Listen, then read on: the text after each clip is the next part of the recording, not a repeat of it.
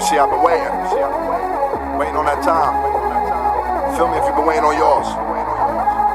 That moment, it's close. It's close. It's close. Yeah. Tired of living day to day like everything's alright. Just waiting on that moment. Waiting on my moment. Yeah. Waiting on my Old dude met mom, it was on. Then he named me over a phone. Prison term, live and learn, sip and serve with my vision blurred. What's up, world? Welcome to the Struggle Pod. You are listening to your boy Khaliel Abubu, joined by my co-host Manny Ramos Jr. We got a special guest in the building. Give it up for Marcus Soup Harris, New York Giants wide receiver. What's up, man? What's going on? Glad to have you, man.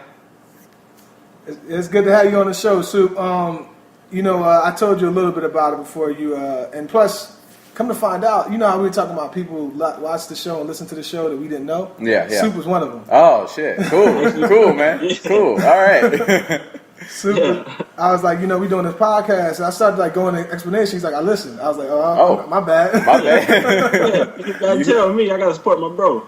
That's what's up, man. That's what's up. So, for the people who don't know, man, give us a little bit about yourself. Where you from? All that goodness. I'm from St. Louis, Missouri, born and raised. And, Okay, from the Lou?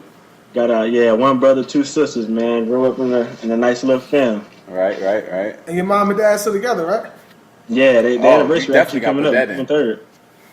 31 years. 30 Wow. months. I was telling Khaliel, like, I'm trying to talk to all my homies because I noticed, like, between J Mac, Rut, Spoon, like, all y'all still got y'all pops in y'all lives and y'all doing really big things. You know what I mean? Like, that has to play a big part. Father's Day coming up, everybody gets all the respect to the mothers, but like, Yeah. that has to say something about the father.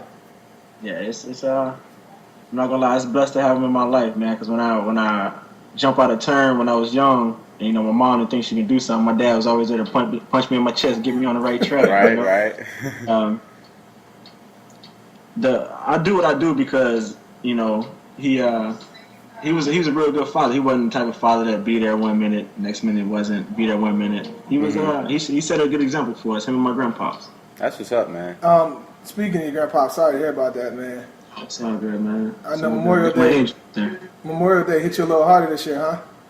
Yeah, it hit me pretty hard with my grandpa because he stayed with us for 25 years, my whole life. So he was pretty much like my father too. But he in a better place, lived a long life, 95 years. So can't be mad at that. Mm-hmm. God bless, man. And I see you changed the jersey number this year, huh? Yeah, man, got the 1-8. Got the 1-8. 1-8. What does that mean? I just represent 1-8 is the year my grandfather was actually born. Okay. So my old number was 13, and that was the day he passed away. So I'm kind of glad I switched to 18. It's like a celebration. Awesome, that's awesome, man. Soup, my man, this is my homie, man. Like, Soup got so many stories, bro. Like, honestly, like, through Soup grind, like, Soup was very young when he got out of college. Soup got, he's very young. Like, I'd be forgetting Soup just turned 21 when we'd be hanging out together. Like, so we'd be sitting on the couch, like, talking about, like, what he's going to do with his life. And, like, Soup wasn't just a talker. Soup would go out there and work out for 3-4 hours. And, like, Soup the type of person who just like, whatever he said, he was going to go do. Mm-hmm. So if he said he was going to go hoop for 3 hours, at 3 hours and 5 minutes, you got to be like, yo, Soup, it's up. We done hooping, right? Okay. But he go hard all the time, bro. Everything, Soup used to be my party homie. You know what I mean? Like, oh man, man. Soup's still my homie, but man, like, this is the origin of the Soup, though. Okay, yeah, because I want to know where that name came from. Well, you can tell them where the real nickname. Oh, there's two different stories. Yeah. Okay. The real nickname came from it was in high school, Jeremy. He actually gave it to me.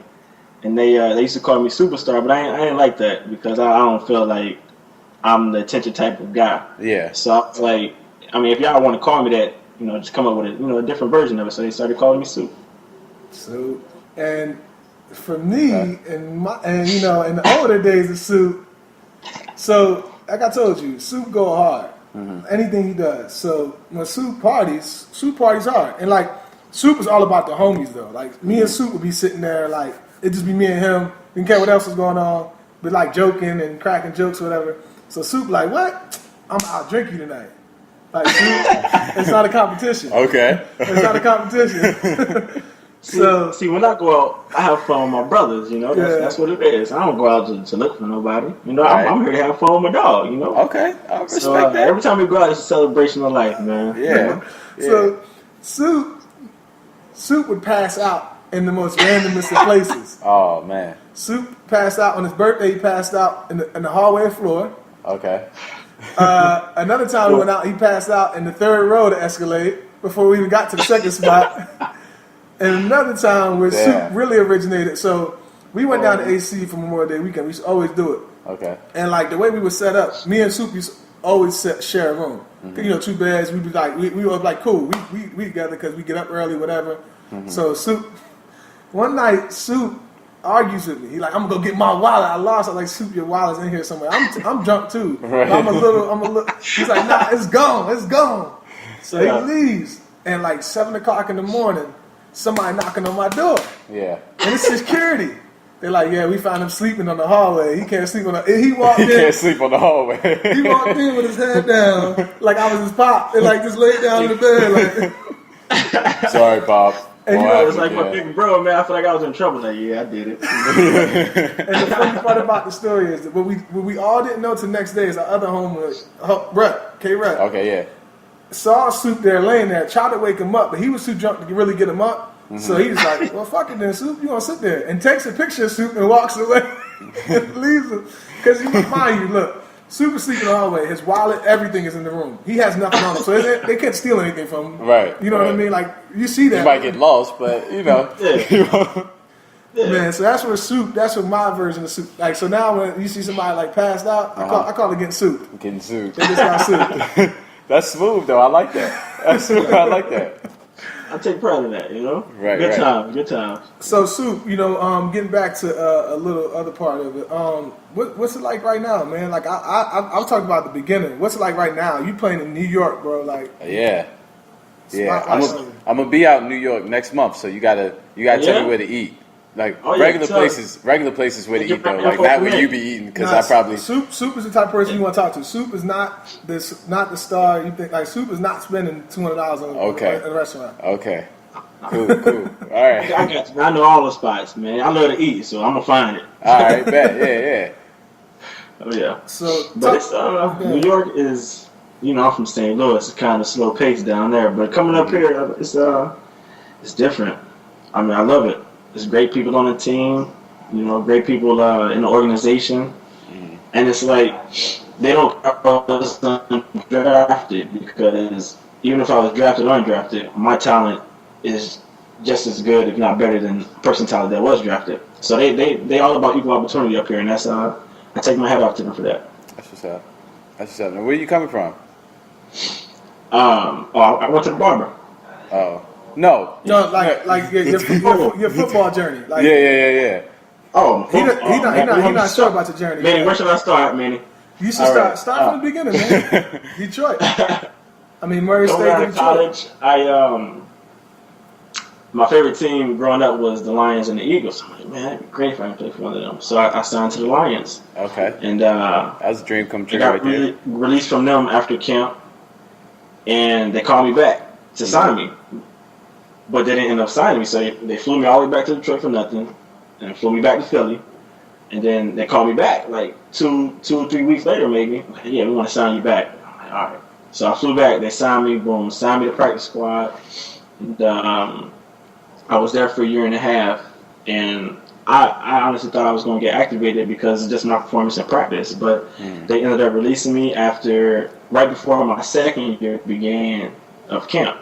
So I was hurt down in the dumps, but I knew somebody was going to give me a chance. And I got a call from Pittsburgh. They called me up and for a workout to sign with the team. Worked out, had a good workout, but they ended up taking somebody that was, you know, taller, red zone threat. Yeah. And as soon as I was about to get on a plane, the Titans called me. So they wanted to sign me without working me out. So I'm like, oh yeah, I'm gonna take that. So I took that, went to camp, made plays, but it's a business, and they had the people they wanted on the roster already. So released me, and I was out of work for some months, and I was like, man, I just want to play football. I don't care where it's at. So I signed with the Omaha Nighthawks, which is a UFL team. Yeah. So I was a starting receiver and starting kick returner there, but that league ended up folding. Real quick, if you don't know about the UFL team, my man Soup Harris got to play against Denzel Washington's team, Denzel Washington's son's team, John Davis' team. Yeah. So he got to meet Denzel. Yeah. He went out there. He went out there and smoked Denzel's son's team, and Denzel came up and shook his hand because Marcus had such a good game playing for the UFL. Cool. It's a little fun story I like to tell because I know like people don't understand UFL was going to go places at one time, and then it was, but that fell through. So I'm like, man, I gotta have some kind of income. So I started working at LA Fitness in Woodbury, New Jersey, which is South Jersey. And my best friend, one of my best friends, Jeremy Macklin, he was kind enough to let me stay with him because I didn't have any income coming in, and I was working out there day in, day out. I was training people for a little bit of money just to get by. And then I got a call from Iowa Barnstormers. They was like, "Yeah, we want you to play arena football." I'm like, "I'm not playing arena football. I'm too good for arena football." Yeah. So a couple of weeks went by. I'm like, man, maybe I should just show these teams what I can do. So I called them up, signed to the Iowa Barnstormers, went up there at camp. Boom, they had their people from last year say, it was like, well, we don't know if you're going to make the team. I'm like, what? You not see me in camp? So they ended up signing me, but I didn't start. I didn't play. I didn't even dress out the first two or three games. But somebody went down and, hey, my number was called. So I'm like, oh, yeah, I'm starting? Oh, yeah. So I got my shot. I got my shot and was one of the top receivers in the AFL. And like a week after the season was done, New York called me for a workout. Went up there, worked out for them. They didn't sign me. I'm like, yo, what's going on? So like a week and a half, 2 weeks later, they called me back. Like, we want you to come work out again. I'm like, all right. So went, worked out, had another good workout. And they signed me. And preseason came around. It was like, reps going to be limited, so you got to make the most of it. Me being 1 week in the camp, not knowing anything about the playbook, I knew certain plays. So when I got in, they just so happened to call a play I knew. Yeah. So my first play as a Giant, I caught a little post. So I'm like, hey, it might be a good fit for me here. Yeah. And season game, I made plays. When it was called, I led the last preseason game against the Patriots in receiving yards. So I guess they saw something in me, and they gave me a shot. Signed me to the practice squad last year, and this year I'm getting reps with the 1s and the 2s. So they gonna give me a shot. Special teams. So I'm just thankful to be here, man. That's what's up, man. Hats off to you, man. That's what's up. Soup, just give like people who think that people who sign to the NFL, give us that story like of the other side of it. Like you signed to the other side right now. You're not on that side where like people think like you seeing millions of dollars and like women are flocking to you. Like tell us the other side of it. Even if I was signed to that side right now, you're still not making millions of dollars. You're making well over the average. Yeah. You're living very comfortable. But it's just another paycheck, man. Everybody like, oh yeah, you work, you play football. Like, no, I mean, it's doctors making much as money as we are. You know, it's other occupations making as much money as we are. Yeah. We just so happen to play the game that we love, and it's an entertainment business. That's how I look at it. You know, just like actresses, we're the same thing, but we just playing a sport. Mm-hmm. Yeah. So, but it's a daily grind for me because I'm there, but I'm not there. Mm-hmm. They know what I can do, but I'm still not making the big boy bucks. But I'm not really the type of dude or athlete that's in it for the money. I do it because I love the game, and yes, I do want to help my family out, but at the end of the day, I do it for the love of the game. Yeah. That's what's up, man. I mean, and then at the same time, like, you're living the dream. Like, you're doing what you want to do.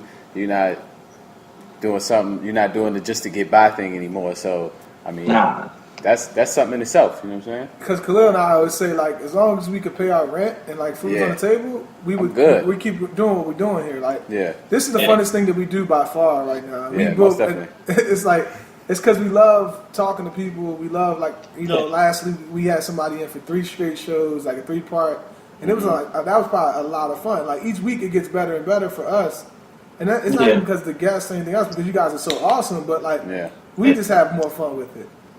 And y'all show us different sides. It's a pleasure to be on the show. I mean, I'm watching it. I'm finally on this. All right, now you know. So I got to ask you, man. So you went to Murray State, right? And I went to college too, but I wasn't a football player. I was just a student. So I'm pretty sure your experience was a lot different than mine. Well,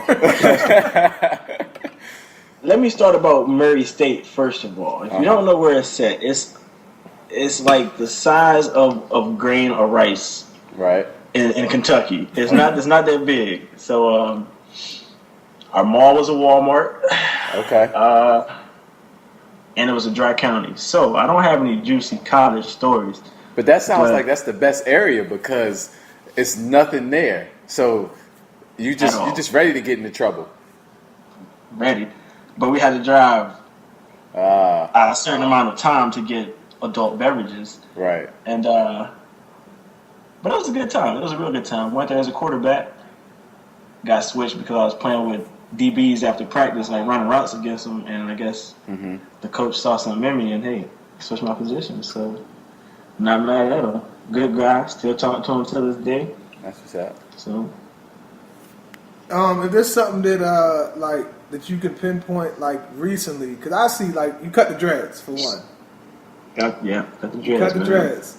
You I noticed that you you matured overnight, bro. I mean, like it's been like 8 months since we hung out. This last time we got to hang out, a couple weeks ago in Philly for J Mac's birthday. But like, I just see this maturation. Not that you're ever immature, but I see like I don't see Soup so much more as much as I see Marcus now. Like, what would you say is the big reason for that transition? I think it was just time for a change, man. I just want to do more stuff outside of football. And ever since I cut my dreads, it's like opportunities in New York just been thrown at me. Oh yeah. And I just feel like it was just that time. I got a new number. Well, that was before I got the new number, but new year, I plan on being a big part of this offense, special teams, just part of the Giants this year. And Coach Coughlin would come up to me every day like, what can I do to get you to cut them dreads? Coach, I just don't know if I can do it. So when I finally did it, I came back and no one seen my haircut. And as soon as he saw me, he just walked up to me. I was like, oh, snap, what are you going to say? Am I still here with my cut or what? And he just stuck his hand out and shook my hand and said, son, totally different man. I think, Coach. And like for another week straight, he'd just come up to me and shake my hand and talk about my haircut. So it was a business move, but it was also personal at the same time. Cool. And you got a special lady in your life too, right? Yes, sir, I do. What's Tasha Charles. She held me down too. Actually, when I was playing arena ball, I wasn't having. I knew she was down for me because I wasn't making big bucks. I was making after taxes $290, $300 a week. Oh, I know some people that's big bucks, but keep going. And I mean, people was making a lot more than I was. Trust me. Yeah, arena ball though. I feel you. I played it because I obviously didn't play it for the money. But that was some of the most fun football I ever played, playing arena ball. And she was there with me. She'll come up and see me. I said, man, I'm stressed, man. I don't know if I want to play arena ball no more. But she'll just keep me positive, man, and I thank her for that. Love her, and plan on taking the next step soon.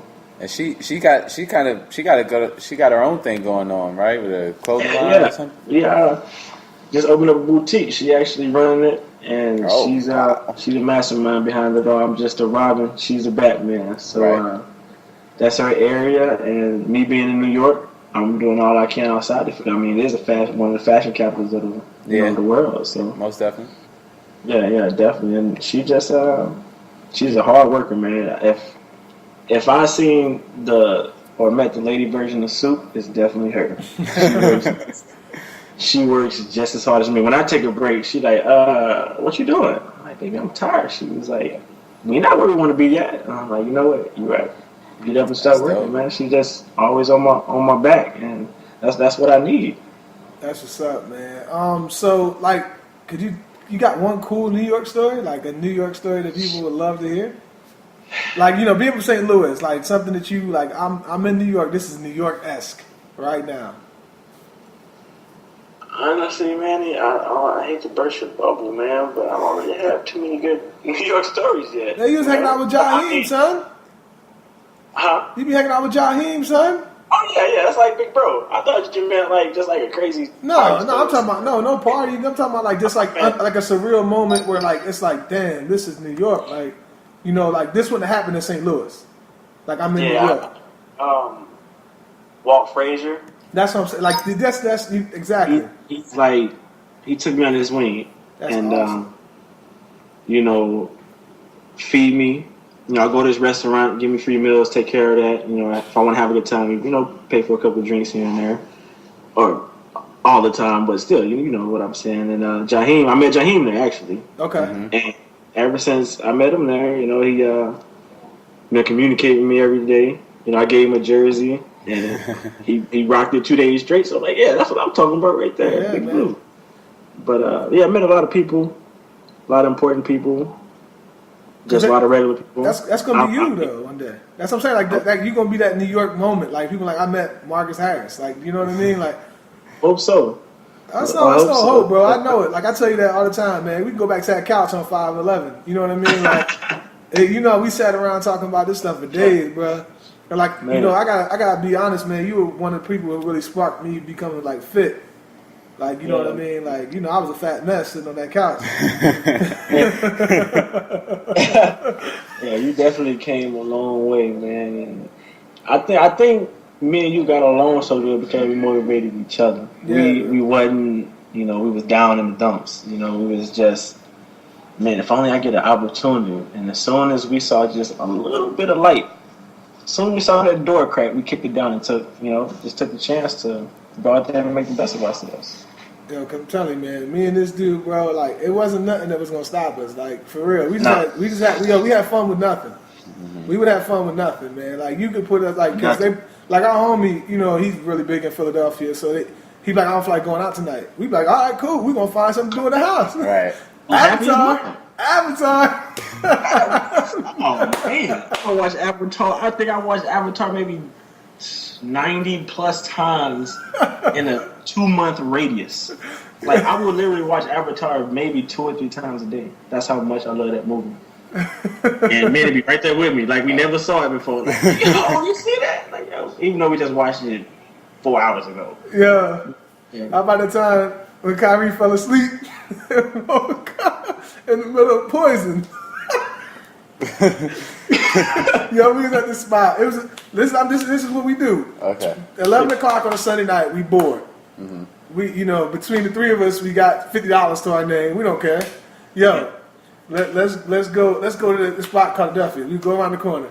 Our one homie, we didn't realize how drunk he was, so he hit the door. And my boy Kyrie gets drunk. So me and Soup is talking, we laughing, drinking. Kyrie sits down in the chair behind us and falls asleep. So we just like standing in front of him so nobody would mess with him. So next thing you know, Poison came on. How he jump up against him? I have never seen anyone get up so fast out of a deep sleep. He was just sleeping. I'm like, man, he looked like he's sleeping good. And all of a sudden he heard this song, he was just like, we just started going in. I'm like, yo, what did you just sleep like 2 seconds ago? And then woke up, got him a drink, back at it, like you never went to sleep. Like you never went to sleep. Yo, I'm telling you, this type of stuff we used to get into, man. I've actually been guilty of that. Like I did that with my cousins. I did like that was Really? me. Welcome home song? Nelly Grills came on. That used to be my Nelly, favorite song. St. Louis. St. Louis. Oh, And yeah. then, like you know, this is back when MTV used to play music videos, and like the song came on, and I was like, do do do do do. It's just something about music, man, that sparks something in you, no matter what. Right. You know, Soup got a verse out there somewhere in the world. Oh yeah, He got a verse out there. Every black man tried to rap at least once. Nah, the funny thing was, it was during,